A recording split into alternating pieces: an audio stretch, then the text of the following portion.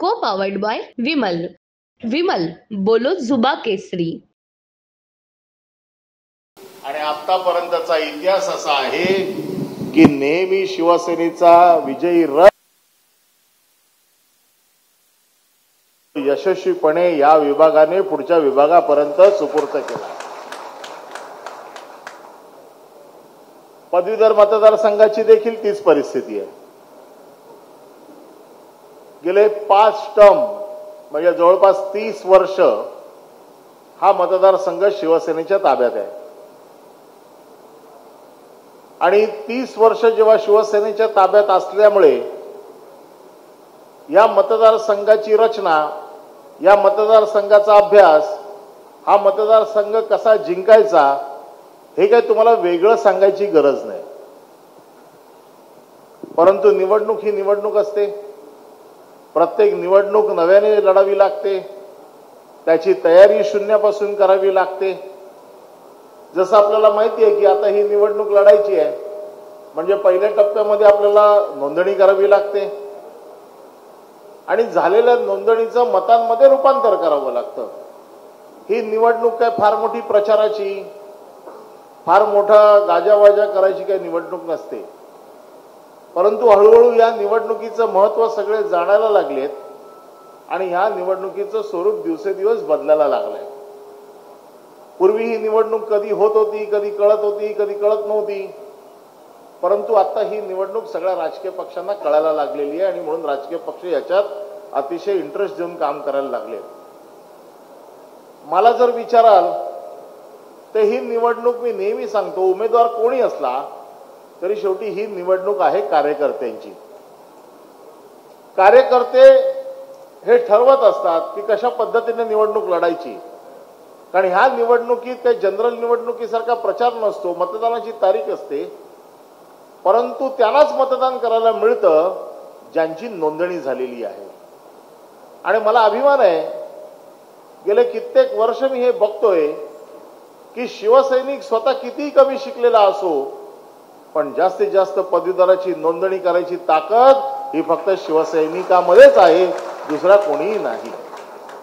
मी नेहमी बघतो, कारण मी ह्या निवडणुकीच्या 5 टर्म मधल्या 3 टर्मचा निवडणूक यंत्रणांचा प्रमुख होतो. त्यामुळे मला ही निवडणूक अतिशय जवळनं माहिती आहे की निवडणुकीत शिवसैनिक कसे काम करतात. ही निवडणूक तेवढी सोपी नाही आहे. नोंदणी करणं, लोकांच्या घरी जावं लागतं, वारंवार त्यांचे फोटो मागावे लागतात, त्यांचं सर्टिफिकेट मागावं लागतं. आज बोलवलं तर उद्या देतात, उद्या बोलवलं तर परवा देतात. 3-3, 4-4 वेळा आपल्याला जावं लागतं. परंतु शिवसैनिक एवढा चिवट असतो, तो जाऊन ते घेऊन येतो आणि नोंदणी करून घेतो. आज या मतदारसंघामध्ये 1,20,000 मतांची नोंदणी झालेली आहे. सप्लिमेंटरी रोल काल रात्रीच आलाय आणि एकूण मतं आहेत 1,20,000. आता हे 1,20,000 मध्ये मुंबई उपनगरामध्ये म्हणजे दहिसर ते बांद्रा या मतदारसंघामध्ये साधारण 50,000 मतं नोंदवली गेलेली आहेत.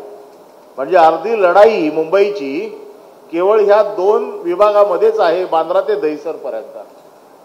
म्हणजे नेहमीसारखंच झालेलं आहे की विजयाचा पाया इथूनच रचला जाणार आहे आणि त्याच्यासाठी या विभागातल्या शिवसैनिकांची मेहनत ही कामाला येणार आहे. जरी निवडणूक माहीत असली, निवडणूक आपण लढत असलो तरी देखील निवडणूक म्हणजे ती जिंकणं आणि त्याला फुलस्टॉप देणं. मी माझ्या आयुष्यात खूप निवडणुका लढलोय, खूप निवडणुका जिंकलोय, खूप निवडणुका हरलोय. काही निवडणुका जिंकता जिंकता हरलोय, काही हरता हरता जिंकलोय. त्यामुळे निवडणुकीत एकेका मताचं महत्त्व हे खरं म्हणजे माझ्या एवढं कोणालाच का माहीत नाही. कारण या देशामध्ये जे लोक एक मताने हरले असे 3 लोक आहेत जे एक मताने हरले आहेत आणि त्या 3 लोकांमधला मी एक आहे. राम प्रधान, विलासराव देशमुख आणि अनिल परब हे 3 जण एक मताने हरलेले लोक आहेत. रामप्रधान राज्यसभेत हरले, मी आणि विलासराव देशमुख विधान परिषदेत हरलो. आणि म्हणून एका मताचं महत्व काय असतं. आता आपण उत्तर पश्चिम लोकसभा मतदारसंघ फक्त 48 मताने हरलो. हे हरण्याचं जे दुःख असतं ना, हे काय असतं हे आपल्याला माहिती आहे चांगलं. आणि म्हणून कुठली निवडणूक बेफिकिरीने अति आत्मविश्वासाने ही लढायची नसते. प्रत्येक मत ज्याच्यासाठी तुम्ही 4-4 वेळा लोकांच्या घरी गेलात, जो कागद त्याचा गोळा करून आणण्यासाठी तुम्ही एक आठवडा घालवलाय, ते मत फुकट घालवायचं की नाही, खरा हा प्रश्न आहे. आणि म्हणून जे मत तुम्ही नोंदवले, ज्या मताचे मालक तुम्ही आहात, मी तर नेहमी सांगतो पदवीधर हा मतदानाला जातो, पण त्या मताचा मालक हा तो नोंदवलेला शिवसैनिक असतो. कारण माझ्याकडे आता बरेच लोक येतात की माझ्याकडे 200 लोक ग्रॅज्युएट आहेत, माझ्याकडे 300 लोक ग्रॅज्युएट आहेत. अरे पण कामाचे काय आहेत? एक तर तरी नोंदवलेलं नाहीये. आणि जर नोंदवलेले नसतील तर मला त्यांचा काहीच उपयोग नाहीये. जे नोंदवलेत त्यांनी जर मतदान केलं तर ते आपले मतदार खरोखर आहेत, नाहीतर ती मतं कुजणारच आहेत. ज्यांनी मतदान केंद्रावरती जाऊन मतदान घडवून आणलं त्या कार्यकर्त्याची त्याच्या पाठी मेहनत आहे. आणि म्हणून मी खास एवढीच विनंती करायला तुम्हाला आलोय. आज मला असं कळलं की भारतीय जनता पक्षाचे सगळे आमदार आज घरोघरी फिरतायत. त्यांनी देखील ही निवडणूक प्रतिष्ठेची केली आहे. कारण कुठल्याही परिस्थितीत अनिल परब विधान परिषदेत येऊ नये यासाठी ते जंग पछाडणार आहेत, ते सोडणार नाहीयेत. आणि माझी देखील त्यांना आव्हान आहे. आणि माझं हे आव्हान तुमच्या ताकदीवरती आहे. तुम्ही हवी तेवढी ताकद लावा. शिवसैनिक तो दरवाजा तोडून मला आतमध्ये पाठवतील, म्हणजे पाठवतीलच, हा माझा विश्वास आहे. कारण मला ही गोष्ट माहिती आहे की एकदा शिवसैनिकांनी ठरवलं तर त्यांना काढवण्याची हिंमत कोणामध्ये नाही आहे. आणि जी नोंदणी केलेली आहे, आता प्रयत्न असा आहे की 2 टप्प्यातली निवडणूक आहे. एक तर नोंदणी झाली आहे, आता दुसरा टप्पा आहे, ती नोंदणी झाली आहे. त्या नोंदणीतल्या लोकांना मतदानापर्यंत घेऊन जायचंय. आपण मागच्या वेळेला विलास पोतनीस साहेबांची निवडणूक लढलो होतो. पावसामध्ये मी बघितलेलं आहे, इतका पाऊस त्या दिवशी होता, इतका प्रचंड पावसात कुठलाही मतदार मतदानाला जाईल असं मला वाटलं नव्हतं. परंतु मी रस्त्यावरती फिरताना बघत होतो, शिवसैनिक स्वतः भिजत होते, त्या मतदाराच्या डोक्यावरती छत्री ठेवत होते, पण त्याला मतदान केंद्रापर्यंत घेऊन जात होते. हे फक्त शिवसैनिकच करू शकतो. आणि अशा परिस्थितीत आपण ती निवडणूक जिंकली. याचा अर्थ काय की शिवसैनिक वेळ पडला तर स्वतःला त्रास करून घेईल, पण पक्षाने उमेदवाराला दिलेल्या उमेदवारावरती कुठलंही संकट येणार नाही याची तो काळजी घेत असतो. आणि म्हणून ह्या सगळ्या गोष्टी या आपण फार सिरियसली घेतल्या पाहिजेत. मतदान माझ्याकडे, कारण आता बऱ्याच वेळेला लोक विचारतात तुझा मतदार संघ केवढा आहे. मग आपण म्हणतो दहिसर ते कुलाबा, मुलुंड ते विटी. अरे एवढा, इतके लोक. माझ्यासाठी हा मतदारसंघ म्हणजे 2 कॉर्पोरेशनचे वॉर्ड आहेत. 1,20,000 म्हणजे आपले 2 कॉर्पोरेशनचे वॉर्ड. पण 2 कॉर्पोरेशनचे वॉर्ड पूर्ण मुंबईवर पसरलेले आहेत. आणि तुमच्यासाठी मतदारसंघ केवढा आहे? तुमच्यासाठी मतदारसंघ तेवढाच आहे जेवढी मतं तुम्ही नोंदवलेली आहेत. जर कोणी 25 नोंदवली असतील, कोणी 50 नोंदवलेली असतील, कोणी 30 नोंदवलेली असतील, तर त्याच्यासाठी तेवढाच मतदारसंघ आहे. तुम्हाला लागणार गाड्या, तुम्हाला लागणारी वाहनं ही सगळी आपण त्यांना देऊ. त्या कार्यकर्त्यांपर्यंत पोहोचतील याची व्यवस्था आम्ही करू. परंतु त्याला अगोदर जाऊन भेटणं गरजेचं आहे. कारण आपले मतदार कोण आहेत? आपल्या मतदारांना आपले भाऊ आहेत, आपल्या बहिणी आहेत, आपले मित्र आहेत, आपल्या चाळीतले लोक आहेत, आपल्या आजूबाजूचे शेजारी आहेत, हेच आपले मतदार आहेत. त्याला तुम्हाला फार काही सांगायची गरज नाही.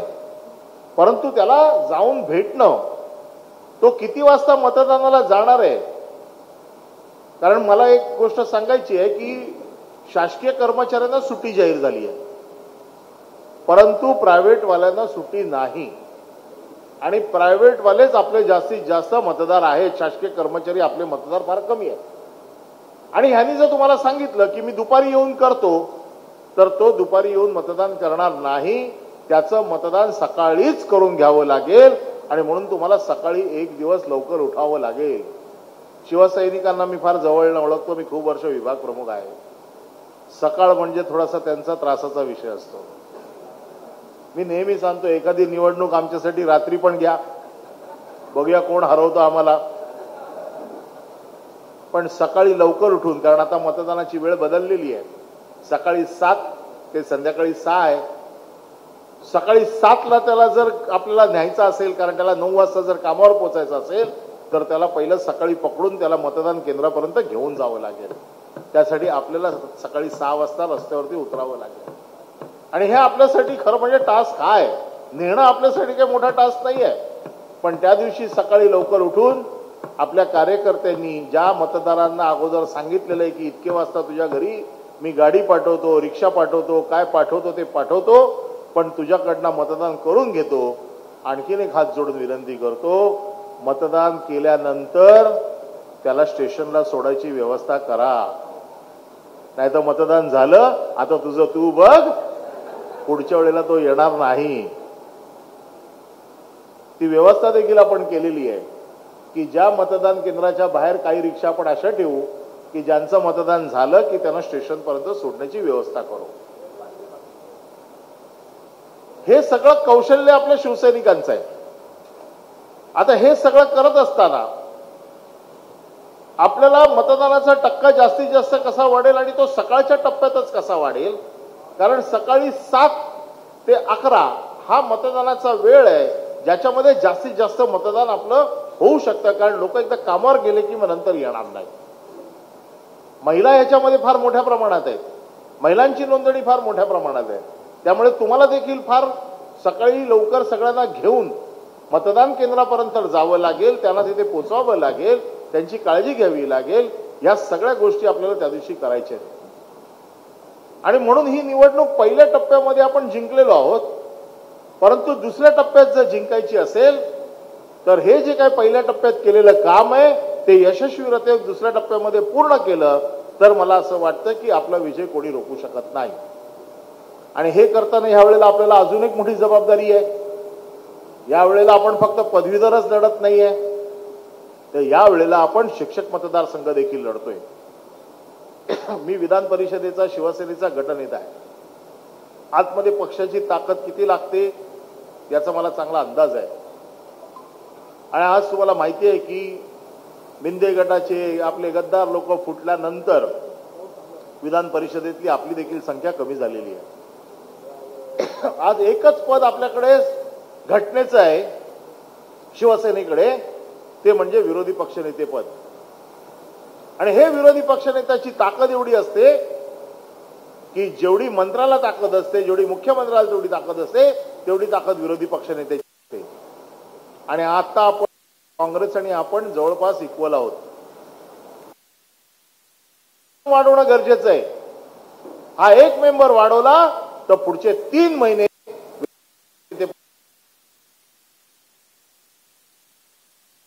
महाराष्ट्रामध्ये आपण अजून एक शिवसेनेचा भगवा झेंडा जो फडकवायचं स्वप्न उद्धव साहेब बघतायत ते पूर्ण करण्यासाठी मदत होणार आहे. आणि म्हणून हक्काचा आपला आमदार शिक्षक मतदारसंघातनं पण गेला पाहिजे. त्यासाठी शिक्षकांची नोंदणी आपल्या मला वाटतं वॉर्डामध्ये 30-40 साधून हे शिक्षक कधी मतदानाला जाणार आहेत, शक्यतो त्यांना देखील आपल्या बरोबर सकाळी घेऊन जाऊन त्यांचं देखील मतदान करून घ्या. त्याचं कारण असं आहे की ही 2 आम्ही जर आतमध्ये गेलो तर शिवसेनेची बाजू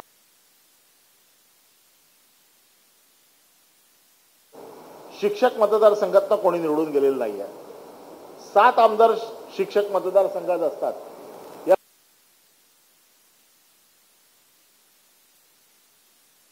की आपल्या तसा आपल्या लोकांचा शिक्षणाशी संबंध कमीच असतो. माहिती घ्यावी लागते की काय बोलायचंय. पण आता ते हे जे शिक्षकांचे कायदे बनतात, याच्यात शिवसेनेचे विचार अतिशय प्रभावीपणे मांडले जाऊ शकतात. कारण अभ्यंकर साहेब स्वतः या क्षेत्रामध्ये गेले कित्येक वर्ष काम करतायत. त्या क्षेत्रातला अभ्यास आहे. त्यांनी शिवसेनेची देखील बाजू ही शिक्षक मतदारसंघाच्या द्वारे आपली पाठवायची आहे. आता आपण जसं म्हटलं की उमेदवार जरी मी असलो तरी माझ्या बाबतीतली माहिती ही तुम्हा शिवसैनिकांना आहे. परंतु काही मतदार असे पण आपण नोंदवलेले आहेत जे तुम्हाला विचारू शकतात की तुमचा उमेदवार कोण आहे, त्याचं काय कर्तृत्व आहे, त्याचे विचार काय आहेत, या मतदारसंघात त्याला उमेदवारी देण्यामागे त्याचा संकल्प काय. आणि म्हणून मी माझं एक संकल्प पत्र आपल्याकडे पाठवलेलं आहे. या संकल्प पत्रामध्ये मी कोण आहे, माझे काय विचार आहेत, माझ्या पक्षाचे काय विचार आहेत, माझ्या पक्षाची विचारधारा काय आहे आणि ग्रॅज्युएट मतदारसंघामध्ये मला काय काम करायचंय. कारण तुम्हाला हा प्रश्न विचारणार की ग्रॅज्युएट मतदारसंघामध्ये जसं शिक्षकांना विचारलं जातं की आमचे हे प्रश्न कोण सोडवणार, तसं मला देखील विचारलं जाऊ शकतं तुमच्या माध्यमातून की ह्या प्रश्नांची उकल कोण करणार, हे प्रश्न कोण सोडवणार. आणि म्हणून मी माझे संकल्प दिलेत की मला या क्षेत्रामध्ये काय करायचं आहे. आपल्याला माहिती आहे की आदित्य साहेब, उद्धव साहेब हे महाराष्ट्रातले उद्योग मुंबईत ठेवण्यासाठी, महाराष्ट्रात ठेवण्यासाठी किती धडपड करत होते. आज सगळ्यात मोठा प्रश्न जो आहे तो बेरोजगारीचा आहे. जे ग्रॅज्युएट्स होतात बेरोजगार आहेत, जे कामाला आहेत त्यांना त्यांच्या शिक्षणाच्या सारखं नोकरी मिळत नाही. म्हणजे जो MBA असेल तो क्लार्कची नोकरी करतोय, एखादा इंजिनियर असेल तो ज्युनियरचं काम करतोय. आणि अशा वेळेला त्याला त्याच्या शिक्षणाच्या प्रतीने त्याला त्याचा दर्जा मिळाला पाहिजे, अशा नोकऱ्या तयार झाल्या पाहिजे. म्हणून उद्धव साहेबांनी एक संकल्प मांडला होता की मुंबईमध्ये इंटरनॅशनल कन्व्हेन्शनल सेंटर आलं पाहिजे. आपण धाराविधी मागणी करतोय, ज्याच्या माध्यमातून लाखो रोजगार उपलब्ध होऊ शकतात आणि त्या रोजगाराची दर्जा हा तुमच्या शिक्षणाप्रमाणे असू शकतो. जे शिवसैनिक म्हणून तुम्ही जी सेवा देताय, आज आपण रुग्णवाहिका सेवा देतोय, आपण ब्लड डोनेशन कॅम्प करतोय, आपण आरोग्य सेवा करतोय, परंतु हे जनरल आपण शिवसैनिकांसाठी करतो, हे आपण जनरल लोकांसाठी करतो. परंतु ह्या कॅटेगरीमध्ये एक वेगळं काम करण्याची ताकद या मतदारसंघामधून आपल्याला करावी लागेल. महाराष्ट्र शासनाचे वेगवेगळे प्रकल्प आहेत, महाराष्ट्र शासनाच्या वेगवेगळ्या योजना आहेत ज्या पदवीधरांसाठी आहेत. बऱ्याच लोकांना माहित नाही आहेत त्या. हे शेवटच्या माणसापर्यंत पोहोचवण्याची जबाबदारी माझी आहे. हे लोकांपर्यंत घेऊन जावं लागेल, हे लोकांना सांगावं लागेल की आमचा उमेदवार ह्या सगळ्या विषयावरती तुमचे प्रश्न मांडू शकतो. पुन्हा प्रश्न मांडणं हा काय माझ्यासाठी नवीन विषय नाही आहे. गेले 20 वर्ष मी आमदार आहे आणि प्रश्न कुठला कसा मांडायचा, प्रश्न मांडताना सरकारला कसं अडचणीत आणायचं, सरकारकडनं कसं मंजूर करून घ्यायचं, याचा मला चांगला अनुभव आहे. मी खास धन्यवाद देतो विलास पोतनीसांना की त्यांनी माझ्याबरोबर एक टर्म काम केलं. मी गटनेता असताना आम्ही एखादा प्रश्न उचलला की अख्खीच्या अख्खी शिवसेनेची फौज ही 7 लोक असो, 5 लोक असो, 8 लोक असो, पण एवढ्या कमी संख्येमध्ये पण एखाद्या प्रश्नावरती हाऊस बंद पाडून सरकारला झुकवण्याचं काम हे शिवसेनेच्या विधान परिषदेमध्ये झालेलं आहे. बऱ्याच वेळेला ते विधानसभेत पण होऊ शकत नाही, ते विधान परिषदेत होतं. कुठलाही नवीन कायदा जो येतो हा विधान परिषदेत फार बारकाईने बघितला जातो. विधानसभेत कदाचित गोंधळात पास होतो, पण विधान परिषदेत तसं होत नाही. विधान परिषदेत प्रत्येक कायद्याचा बारकाईने अभ्यास केला जातो आणि म्हणून प्रत्येक कायद्यावरती बारकाईने अभ्यास करण्याची जबाबदारी ही माझी आहे. आणि म्हणून तुमच्या उमेदवाराचं मेरिट तुम्हाला नीट समजावून सांगता आलं पाहिजे. शिवसेनेमध्ये अजून एक मेरिट लागतं जे नेहमी आपण शाखा प्रमुखांना विचारतो तुला नगरसेवक व्हायचंय? तो म्हणतो हो. केसेस किती आहेत बोल. केसेस म्हणजे संघटनेसाठी केलेल्या. मला अभिमान आहे, काल माझं अख्खं पान भरून केसेस लिहून आलेले आहेत. एक शिवसेनेचा आमदार, लोकप्रतिनिधी, परंतु कालच्या सामनामध्ये 3 पेपरमध्ये इलेक्शन कमिशनच्या नियमाप्रमाणे 3 पेपरमध्ये द्यावं लागतं की तुमच्यावरती किती केसेस आहेत. पूर्वी कोणीतरी असं म्हणायचं, तू काय सांगतो, माझ्यावर पान भर लिहून आलंय. आज मी सांगू शकतो माझ्यावर पान भर लिहून आलंय शिवसेनेच्या केसेस. म्हणजे हे मेरिट देखील आपलं आहे शिवसैनिकांसाठी. पोलीस, कायदा सुव्यवस्था, केसेस हा माझा आवडीचा विषय आहे आणि त्याचा अनुभव तुमच्यापैकी बऱ्याच लोकांनी घेतलेला आहे. त्यामुळे आपला आमदार कसा असावा, त्याचं मेरिट काय असावं, या गोष्टी शिवसैनिकांना देखील अभिमानाच्या असाव्यात. शिक्षणाच्या बाबतीत देखील माझं शिक्षण जेवढं या मतदारसंघाला अपेक्षित आहे, खरं या मतदारसंघाची तर अशी तऱ्हा आहे की इथे ग्रॅज्युएट जो असतो तो मतदार लागतो, पण उमेदवार 5वी नापास पण चालतो. पण मी काय 5वी नापास विपास नाही आहे, मी PhD आहे, LLB आहे. पण ह्या क्षेत्रामध्ये मला जर विचाराल की कोण महत्वाचा, मी सांगेन माझा 5वी नापास जो कार्यकर्ता आहे तो माझ्यासाठी जास्त महत्वाचा आहे. फॉर्म भरायला लावतो आणि त्यांच्याकडनं मतदान करून घेतो. जेवढा पदवीधर महत्वाचा आहे तेवढाच माझा कार्यकर्ता पण महत्वाचा आहे, कारण ही निवडणूक त्याच्यावरती आहे. बऱ्याच लोकांना माहित पण नसतं, पण हातात कागद फोन करतात, साहेब 25 लोक होते, 25 पैकी 22 झालेले आहेत, 3 राहिलेले आहेत, दुपारी 1 वाजता करणार, 3 वाजता करणार, 4 वाजता करणार. ही ताकद आहे आपली आणि या ताकदीच्या जोरावरच आपण ही निवडणूक नेहमी लढत असतो आणि जिंकत असतो. ही ताकद आपली कुठेही कमी होऊ देऊ नका त्या दिवशी, एवढीच विनंती आहे. आणि म्हणून या सगळ्या निवडणुकीमध्ये जसं उद्यापासून आपलं पत्रक जेव्हा जाईल, आदित्य साहेबांचं एक आव्हानपत्र जाईल, उद्धव साहेबांचं एक आव्हानपत्र जाईल, ते प्रत्येक मतदाराला मिळालंय की नाही. कारण आता बीजेपीचे लोक देखील, राष्ट्रीय स्वयंसेवक संघ या निवडणुकीत अतिशय हिरिरीने उतरला, हे पण तुम्हाला सांगतो. पुन्हा त्यांचे लोक कसे जातात, कसा प्रचार करतात तुम्हाला काही कळणार नाही. ते गपचूप कोणाच्याही घरी जातील, बोलतील, माणसं कन्व्हिन्स करतील. परंतु म्हणून आपल्या लोकांना अगोदरच जाऊन आपल्या लोकांना हे समजवावं लागेल की कोणी जरी काही सांगितलं तरी देखील त्याला बळी पडू नका. आमची तुम्ही बघा, मला नेहमी माहिती आहे, मी जरी कोणाला फोन केला किंवा मी जरी कोणाला सांगितलं तर मतदानाला कोण जाणार नाही. पण ज्याने नोंदवलाय तो जेव्हा सांगतो माझ्यासाठी चल, त्याच वेळेला तो येतो, नाही तर तो येत नाही. नाहीतर तो तुम्हाला कारण सांगणार, तो तुम्हाला सांगणार मला कामावर जायचंय, माझी आज मीटिंग आहे, मला वेळ नाहीये, आज माझं फार महत्वाचे बोर्डाची मीटिंग आहे, आज मला बॉसने बोलवून घेतलेलं आहे. पण तुम्ही जर त्याच्या जाऊन गळी पडलात आणि तुम्ही जर त्याला जाऊन बोलत की नाही बाबा माझ्यासाठी तुला रात्री हॉस्पिटलला काही लागलं तर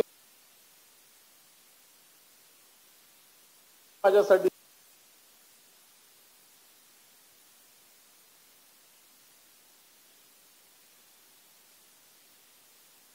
प्रश्न ज्याने ज्याने ही नोंदवलेली आहे त्याने स्वतः त्याच्यामध्ये लक्ष घालून ही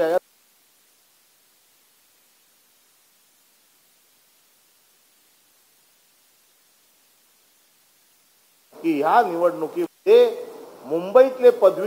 मुंबईतले शिकलेले लोक, मुंबईतले शिक्षक हे कोणाच्या बाजूने आहेत याची दिशा ठरवली जाते. आणि म्हणून तुम्हाला आठवत असेल ज्या ज्या वेळेला आपला पक्ष फुटलेला आहे, याच्यापूर्वी देखील 2007ला 5ला, त्यावेळेला 2007ची पहिली आपण पदवीधर मतदारसंघ जिंकलो आणि तो मतदारसंघ जिंकल्यानंतर पाठोपाठ मुंबई महानगरपालिका जिंकलो. कारण लोकांनी विचार केला की अरे मुंबईतले शिकलेले लोक जर यांच्या बरोबर असतील तर सर्वसाधारण लोकांनी देखील शिवसेनेला मतदान केलं पाहिजे. या एका दिशादर्शक निवडणुकीची ही तयारी चालू आहे. ही निवडणूक आपण नेहमी म्हणतो, आपण काय घोषणा देतो, मुंबई आहे साहेबांची, नाही कोणाच्या बापाची. ही कोणाच्या बापाची नाही हे दाखवणारी ही निवडणूक आहे. आणि म्हणून तुम्हाला सगळ्यांना या निवडणुकीमध्ये थोडंसंच काम आहे, जास्त काम नाहीये. तुम्हाला काम काय? तुमच्याकडे असलेले मतचीच यादी टाकलेली आहे. ही टाकली आहे कशासाठी? की मला माहिती